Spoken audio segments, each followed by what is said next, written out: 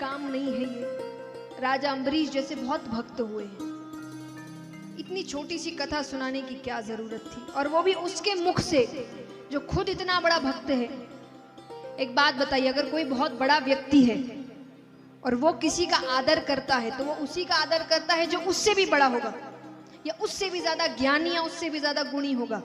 और राजा अम्बरीश के लिए वो कहते हैं कि राजा अम्बरीश तो एक राजा है, सांसारिक जीवन जी रहे हैं, ऐश्वर्य के बीच रह रहे हैं, और ये वैरागी है।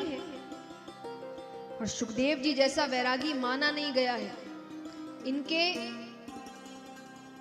वैराग्य को लेकर एक प्रसंग आता है कि कितने बड़े वैरागी है। एक बार पहले तो देखिए ऐसे घर नहीं थे, लोग नदियों में स्नान करते थे। तो जब सुखदेव जी रास्ते से जा रहे थे, पीछे पीछे वेदव्यास जी भी उनको बुला रहे थे, तो वो एक नदी के सामने से गए। नदी में कुछ स्त्रियां स्नान कर रही थी।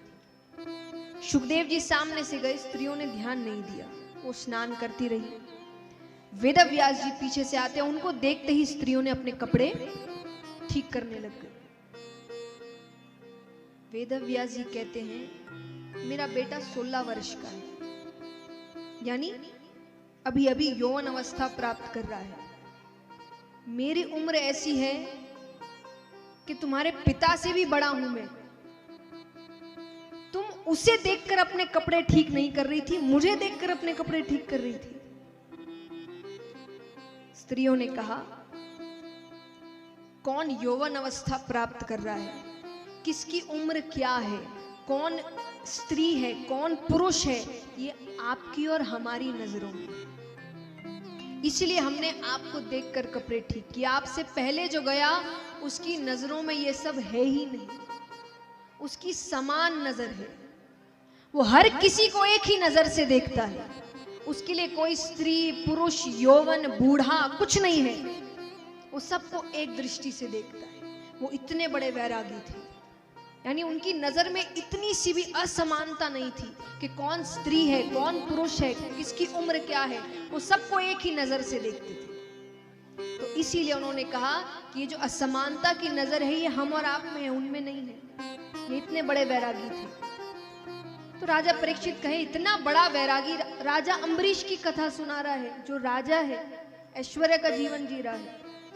तब सुखदेव जी ने कहा, मैंने तुमको ये कथा इसीलिए सुनाई क्योंकि मैं तुमको एक अंतर बताना चाहता हूं। मेरी नजर में राजा अम्बरीश मुझसे भी बड़े हैं। क्यों बड़े हैं? एक बात बताइए, यहाँ पे कोई भी एक मिठाई यहाँ की जो बहुत फेमस हो, जो सब खाते हो?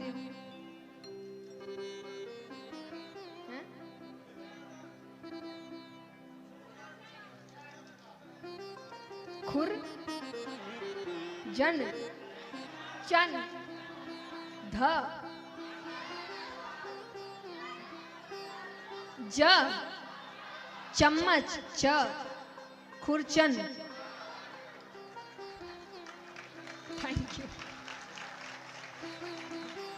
ये सब खाते हैं। यहाँ पे कौन कौन खाता है? जो आप सबको पसंद है बहुत? मैं कहती हूँ आज से छोड़ दो। नहीं छोड़ सकते?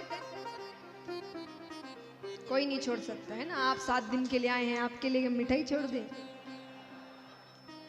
कोई नहीं छोड़ सकता। क्यों नहीं छोड़ सकता? क्योंकि आपको पता है उसका स्वाद कितना अच्छा है।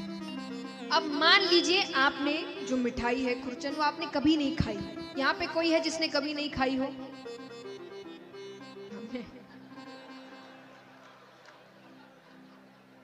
नहीं, मुझे छोड़ के कोई है ऐसा?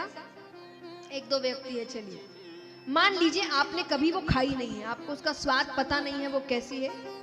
अब मैं अगर आपको कहूंगी छोड़ दो, तो आप छोड़ देंगे? है ना? आप कहेंगे मुझे पता ही नहीं उसका स्वाद कैसा है, ठीक, आज तक ही नहीं खाई, आगे भी नहीं खाएंगे। तो सुखदेव जी कहते हैं यही अंतर है। कैसा अंतर? मैं माता के गर्भ से निकलते ही वन की ओर चला गया। मैंने संसार का स्वाद क्या होता है चखा ही नहीं। तो मैंने संसार को छोड़ा तो कौन सा बड़ा काम किया?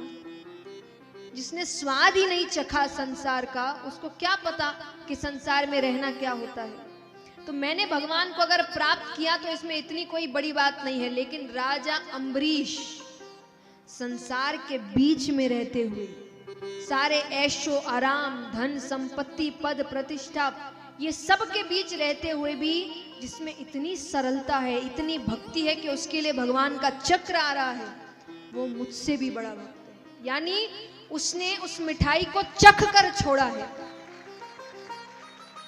उसने संसार का स्वाद लिया है, फिर भी संसार को छोड़ कर रखा है और भक्ति में लिप्त है। इसीलिए वो मुझसे भी बड़ा भक्त है। तो इसका मतलब ये है कि भगवान को प्राप्त करने का मतलब वैराग्य लेना ही पड़ेगा, जरूरी नहीं है।